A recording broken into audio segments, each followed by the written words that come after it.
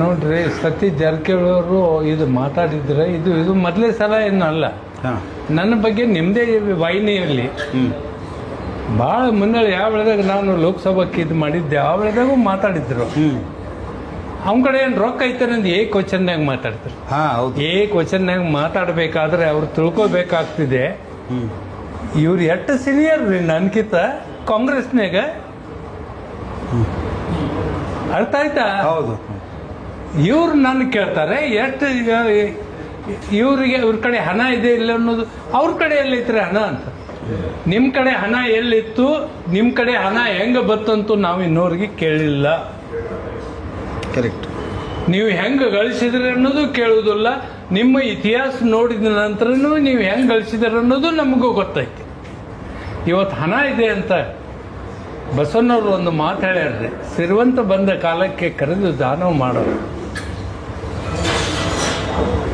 ತಿಳಿತಲ್ರಿ? ಇವ್ರು ದಾನ ಮಾಡೋದು ಬಿಡ್ರಿ, ಮತ್ತೊಬ್ಬರಿಗೆ ಟೀಕಾರೇ ಮಾಡಬಾರ್ದು.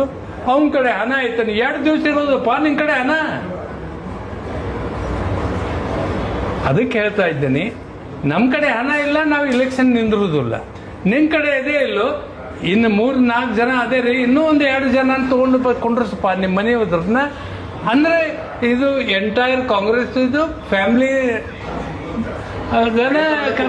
ಇದು ರಾಜಕಾರಣ ಆಗ್ತದೆ.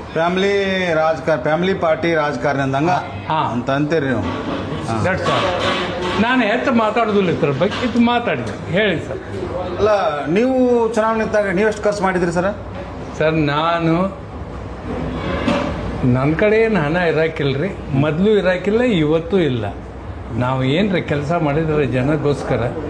ನನ್ನ ಮೊದಲೇ ಇಲೆಕ್ಷನ್ 7.5 ಲಕ್ಷನಾಗ ನಾನು ಇಲೆಕ್ಷನ್ ಗೆದ್ದಿದ್ದೇನೆ 2004 1999ರಲ್ಲಿ. ನಮ್ಮ ಕಡೆ ಇಷ್ಟಲ್ಲ.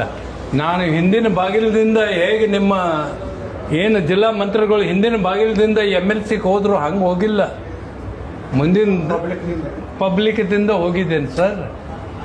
ಜನ ಆ ಒಳಗೆ ರೊಕ್ಕ ಬೆನ್ನತ್ತಿ, ಆ ಜನಕ್ಕೆ ರೊಕ್ಕಕ್ಕೆ ರುಚಿ ಹಚ್ಚಿದವ್ರೆ ತಾವು ಮತ್ತು BJP ಅವರು.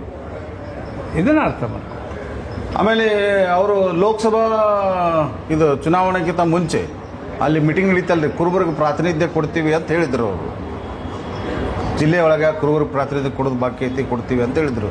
ಇನ್ನೂವರೆಗೆ ಅಂಥ ಸ್ಥಾನಗಳು ಯಾವ ಲಭ್ಯ ಆಗಲಿ ಅಂತ ಅದಿಲ್ರಿ. ಅವ್ರ ಮನ್ಯಾಗ ಯಾರು ಕೆಲಸ ಮಾಡ್ತಾರೆ ಅವ್ರಿಗೆ ಅಷ್ಟೇ ಕೊಡ್ತಾರ್ರಿ ಅವ್ರ ಟಿಕೆಟ್.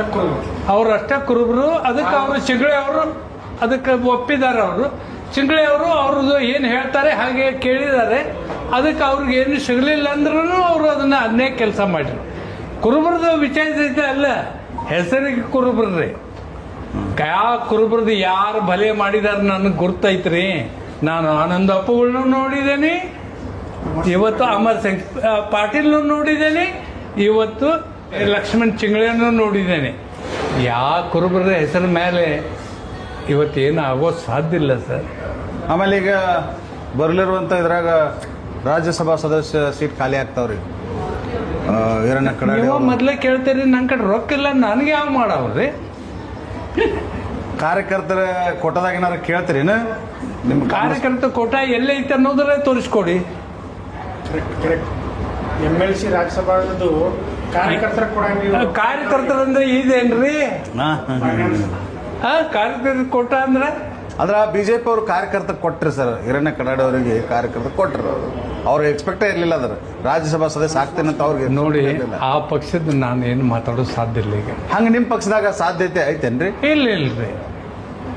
ಈಗ ಈ ಕರ್ನಾಟಕ ಪ್ರದೇಶ ಕಾಂಗ್ರೆಸ್ ಅಧ್ಯಕ್ಷ ಆಗಕ್ಕೆ ಹೊಂಟಿದ್ದವರು ಮುಂದಿನ ಮುಖ್ಯಮಂತ್ರಿ ಆಗ್ತಾವುದು. ಅವ್ರ ಕಡೆ ಎಲ್ಲ ಐತಿ, ಅವ್ರು ರೊಕ್ಕ ಕೊಟ್ಟಾದ್ರು ಯಾರಿಗಾದ್ರು ಕೊಡ್ಬೋದು, ಅಥವಾ ಇಲ್ಲಾದ್ರೆ ಇಲ್ಲ.